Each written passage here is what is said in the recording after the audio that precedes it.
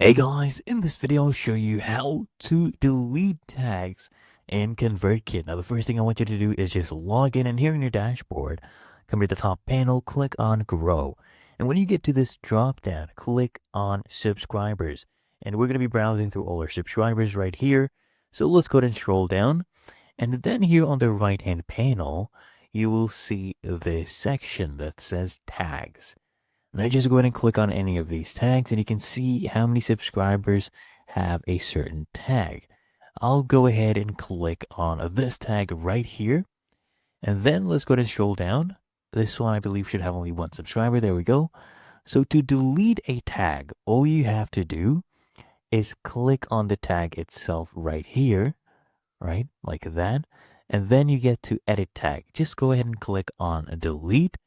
There you go. It will ask you whether you're sure you want to delete this tag, and it will remove it from any subscribers you currently have it.